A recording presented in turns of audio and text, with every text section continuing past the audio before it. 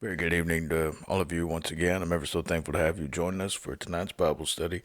We left off with Jeroboam uh, going into idolatry and leading all of the northern kingdom into idolatry.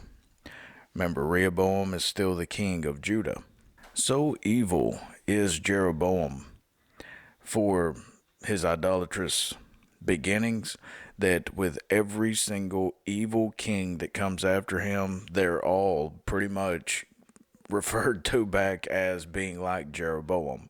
That's how bad. I mean, it's just, I couldn't imagine being that evil. And he was given the greatest promise of any of them besides David, really. But we pick up in 1 Kings 13:1 now. We're going to be seeing about a couple of different settings in this chapter. Very perplexing chapter. And let's just get right into it. This is very interesting. Very interesting. And behold, there came a man of God out of Judah by the word of the Lord unto Bethel, and Jeroboam stood by the altar to burn incense. It is a very strange thing that of all the people in Israel, the northern kingdom, how God has to send a man whom is apparently the only one qualified to rebuke Jeroboam while he is engaging in the very act of idolatry. But we are seeing him being brought from Judah up to Bethel, which is a short ways from bordering Judah.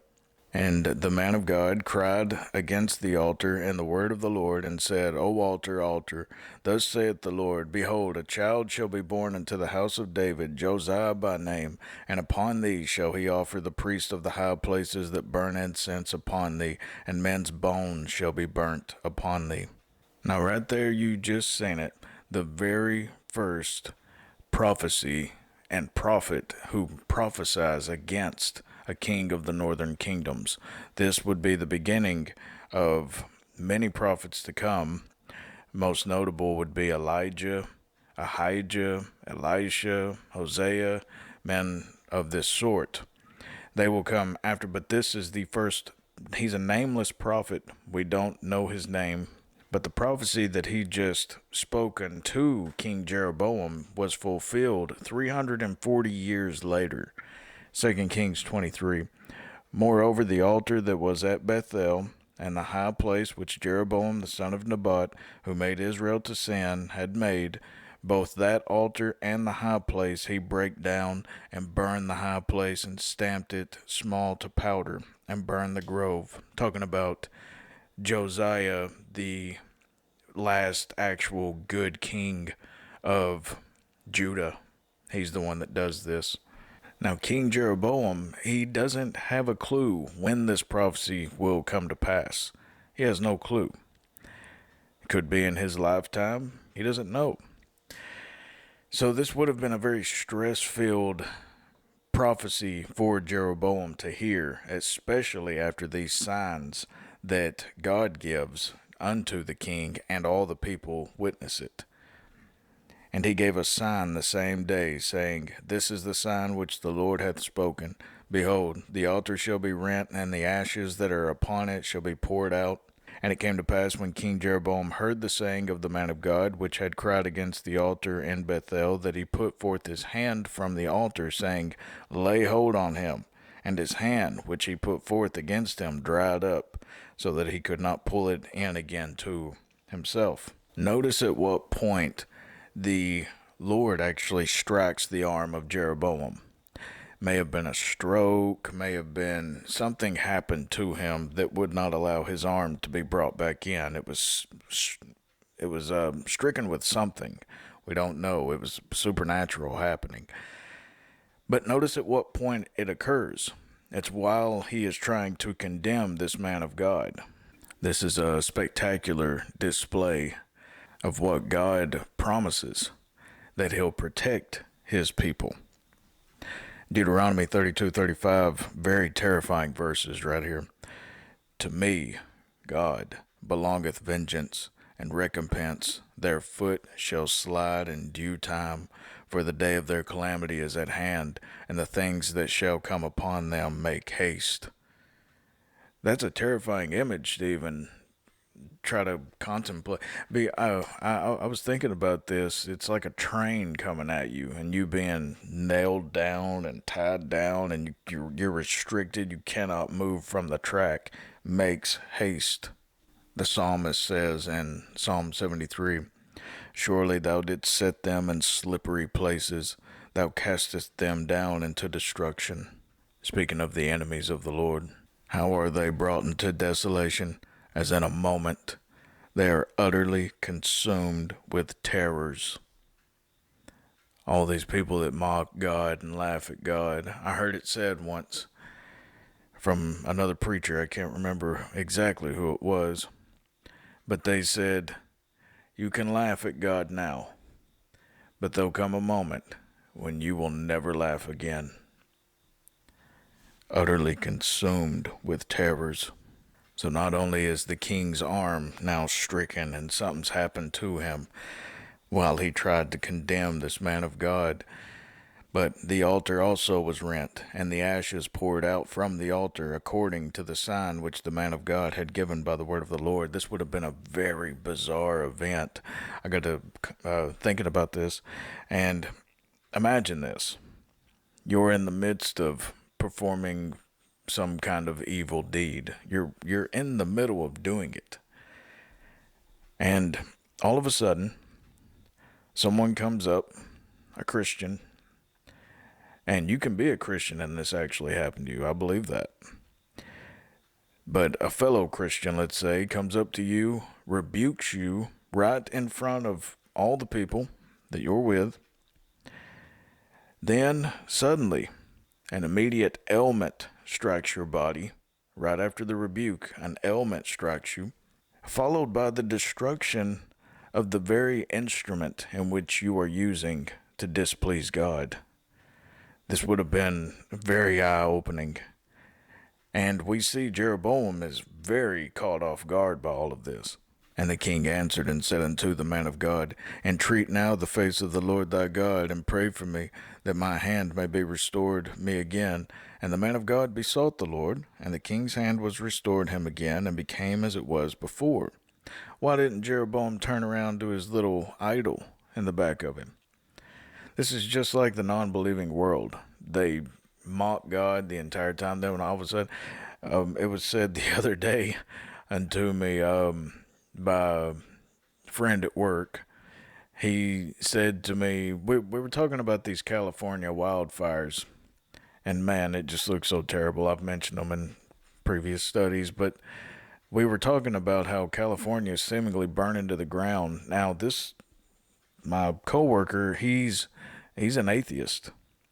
And he looked at me and he said, "Well, maybe it's your God burning it to the ground because they're sinning against him." That's pretty wild to hear from a non-believer. But even unbelievers can see the hand of God at work, and that there are no other gods when that happens.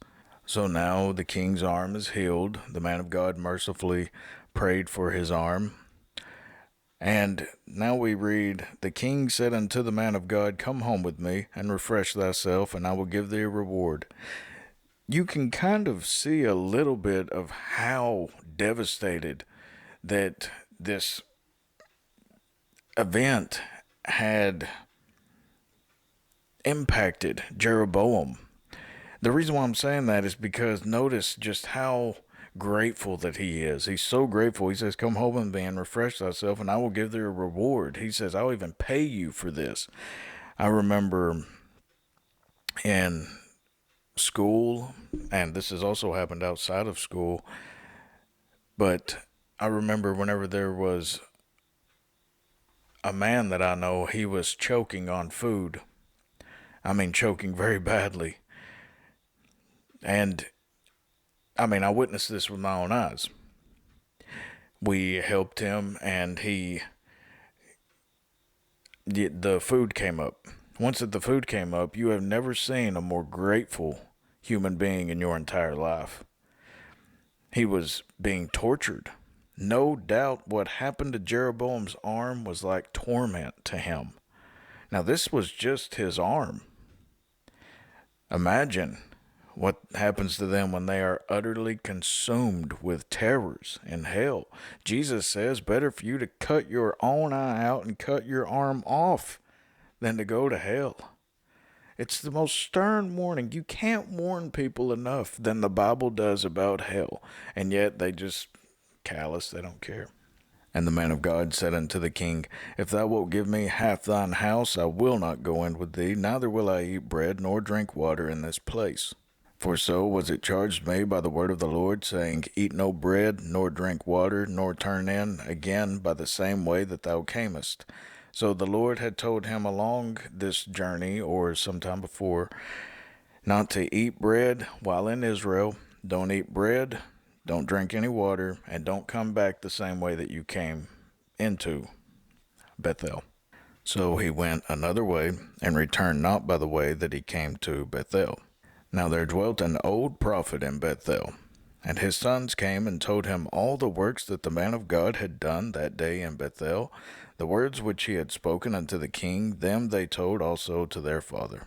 Now this is a very strange event, or series of events. Pay close attention to this. And their father said unto them, What way went he? For his sons had seen what way the man of God went, which came from Judah. And he said unto his sons, Saddle me the ass. So they saddled him the ass, and he rode thereon. Quick rehash of what's happening right here. The prophet prophesies unto the king. The king offers him food, refreshment. The prophet turns it down, and he comes back a different road than whenever he came in to Bethel. This old prophet, he hears about this man of God that had rebuked, better said, he man of God. But he hears about this man of God. Now, we're not told that this is an evil old prophet. We're only told that he's an old prophet, and that's it. He hears about what this man of God said unto Jeroboam, the king of the northern kingdom. He hears about it, and he wants to go find him. Now watch, this is very peculiar. So the old man went after the man of God, and found him sitting under an oak. And he said unto him, Art thou the man of God that camest from Judah? And he said, I am. Then he said unto him, Come home with me, and eat bread. And the man of God said, I may not return with thee, nor go in with thee, neither will I eat bread, nor drink water with thee in this place. For it was said to me by the word of the Lord, Thou shalt not eat bread, nor drink water there, nor turn again to go by the way that thou camest. He said unto him, I am a prophet also, as thou art. And an angel spake unto me by the word of the Lord, saying, Bring him back with thee into thine house, that he may eat bread and drink water. But he lied unto him. This old man is lying unto this man of God. And how curious of a thing that it is that he does this unto this man of God. It throws me aback. Adam Clarke said this about the old man, probably once a prophet of the Lord, who had fallen from his steadfastness, and yet not so deeply as to lose the knowledge of the true God, and join with Jeroboam with his idolatry. So Adam Clarke believes, like many, that this is a backslidden prophet, lost a lot of he's not in his prime, let's just say. Now Matthew Henry, he goes a little bit further in trying to describe his opinion of this old prophet. The old prophet's conduct, he says, proves that he was not really a godly man.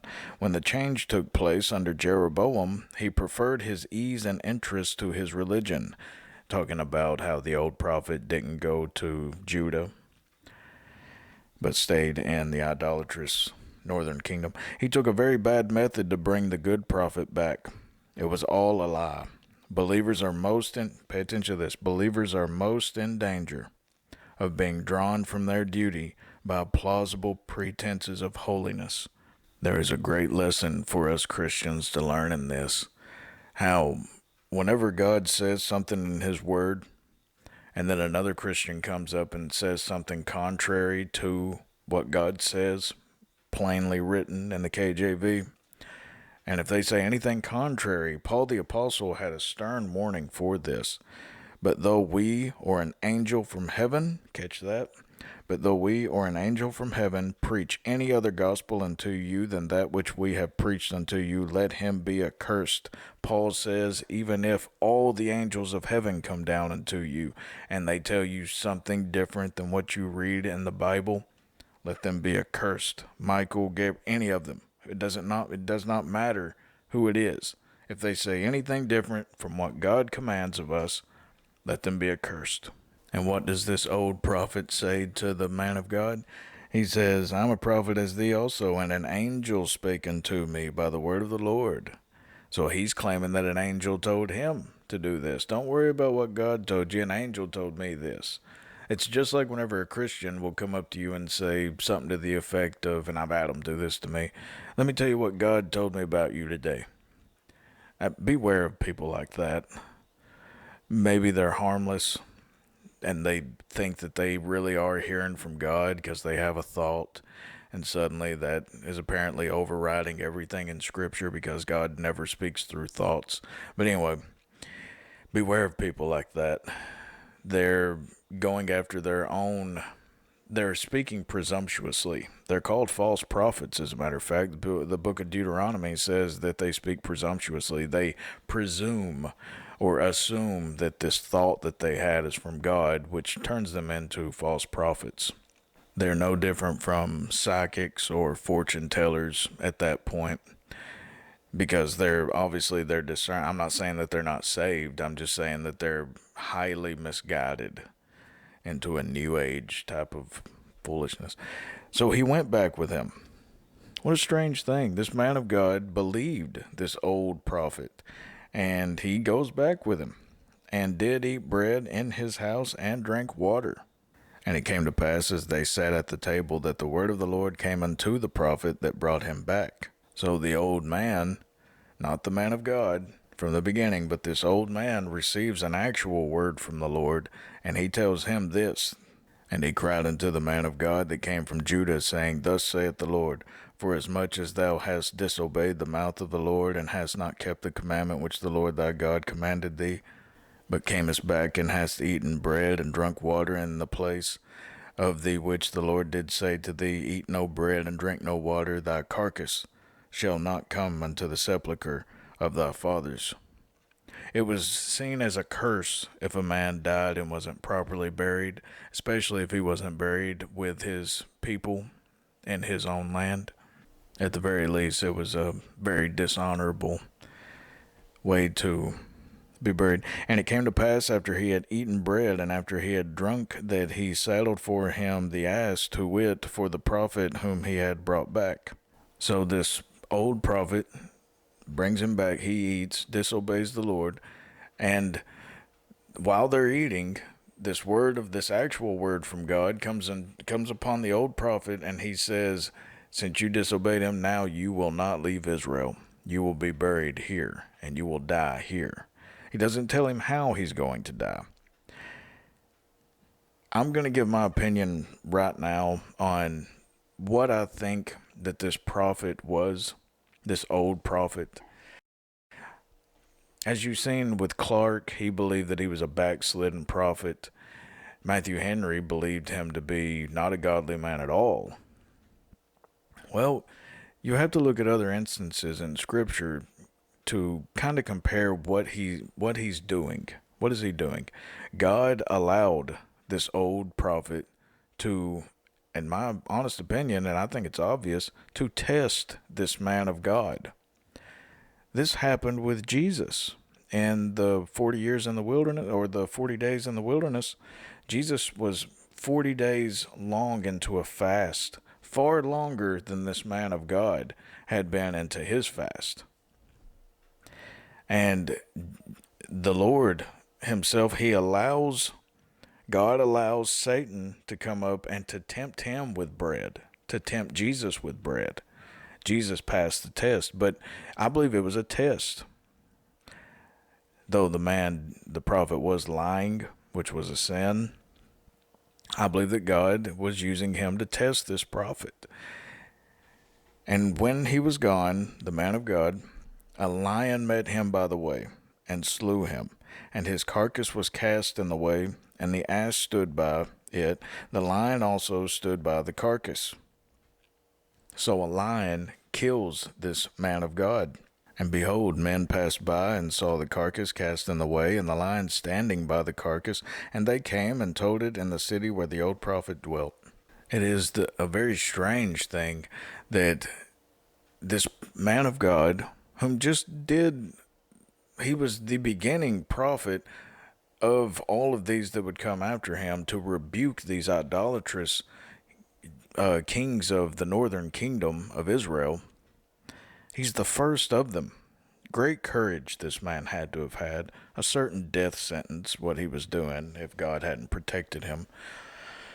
But this man of God disobeys, nothing on the scale that we would see as being idolatry or a lying prophecy, but he does disobey God. He sins against the Lord. And when he does, his punishment is far harsher, in our view, than that of the idolatrous king Jeroboam and the old lying prophets. We don't even hear about anything happening to the old prophet, but we know that Jeroboam, he's prophesied against, his arm is stricken, but a lion doesn't kill him like what happens to the man of God. I believe there's a very good reason for that. First of all, in Simon Peter's book, he says that judgment first begins at the house of God. So we as Christians are judged way before the world ever is. And one can look at that and say, who would you punish first? Your child or a stranger, a neighbor's kid or something? You're going to punish your children first. More is expected of them, which leads me into my next point. James 3:1 in the New Testament, James says, "My brethren, be not many masters, knowing that we shall receive the greater condemnation." He's speaking about teachers of the gospel and the secrets of God, the men in whom have received those secrets. More is expected of us. Therefore, greater condemnation comes upon us. Now, that's not talking about hell. That's talking about worse things will happen to us, just like a lion attacking this man of God. So will something of that kind of magnitude happen to those whom are closest to God. And I believe that Jesus kind of alludes to this concept in Luke 12:48. But he that knew not, meaning he didn't know much, but he that knew not and did commit things worthy of stripes shall be beaten with few stripes. Now, before I go any further, just catch what he's saying right there. To those in whom are ignorant of many things, great punishment will not be placed upon them. As a matter of fact, very light punishment, because they didn't know better. Now read this. For unto whomsoever much is given, of him shall be much required. If you're a teacher or a preacher or a pastor or even a deacon, whatsoever, if you're exalted in the church in any shape, form, or fashion, you should have at the very least, a small inkling of fear about your every activity. The more that you know, the more is required of you. And I'm pointing the finger at myself, believe me. My own self is well within the crosshairs right now. But Jesus even goes further, and he says that this very same concept is even found on the earth. We know of this. And to whom men have committed much, of him they will ask the more. So if you have a boss and he lets you in on far more and more responsibilities given to you, then more punishment comes upon you. More is expected of you. So be very careful with trying to call yourself a preacher or a teacher or a Sunday school teacher, anything. Be very careful with taking on that position. Don't rush to do that. You have to be moved in order to get to that point. And trust me, you don't get away with much whenever you start to rise above the pew and get behind the pulpit. The people behind the pew, for the most part, they're not going to be as stricken as the man behind the pulpit teaching them. Trust me. And when the prophet, the old man that brought him back from the way, heard thereof, and he said, It is the man of God, who was disobedient unto the word of the Lord. Therefore the Lord hath delivered him unto the lion, which hath torn him, and slain him, according to the word of the Lord, which he spake unto him. And he spake to his sons, saying, Saddle me the ass. And they saddled him. And he went and found his carcass cast in the way, and the ass and the lion standing by the carcass. The lion had not eaten the carcass, nor torn the ass. So what this lion did, came and just killed him. He didn't eat him, didn't do anything, nor did he touch the donkey, nor did he touch the passerbys, the people within the general vicinity of the incident that had witnessed it before this. So this was clearly a lion sent from the Lord himself, which goes to show that God can use any of his resources, his limitless resources, in order to get to you. You can't escape God's punishment. That goes for the saved and the lost. And the prophet took up the carcass of the man of God and laid it upon the ass and brought it back. And the old prophet came to the city to mourn and to bury him. And he laid his carcass in his own grave, and they mourned over him, saying, Alas, my brother. I believe that this does point to the prophet, the old prophet, not meaning any harm to come to this man of God. He was just, I believe, a vessel used to test this man of God. And it came to pass after he had buried him that he spake to his sons, saying, When I am dead, then bury me in the sepulchre wherein the man of God is buried. Lay my bones beside his bones. For the saying which he cried by the word of the Lord against the altar in Bethel, and against all the houses of the high places which are in the cities of Samaria, shall surely come to pass. After this thing Jeroboam returned not from his evil way, but made again the lowest of the people priest of the high places. Whosoever would, he consecrated them, and he became one of the priests of the high places.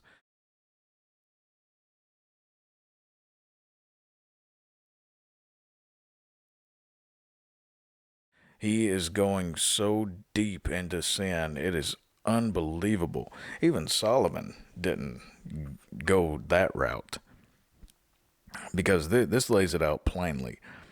He made himself one of the priests of the high places. God always commanded a clear distinction between the king and the priest.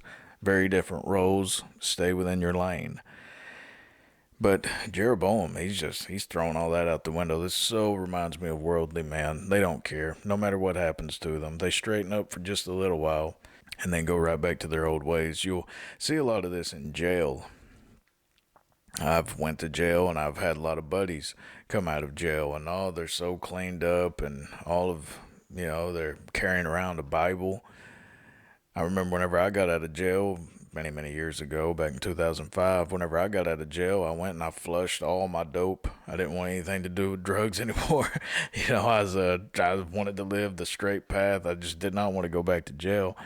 And after a while, that wears off. Doesn't take just a few weeks, and they start showing their true colors again. But we often wonder why such punishments are placed upon us, because usually without them, there is no hope, without some kind of trial and tribulation.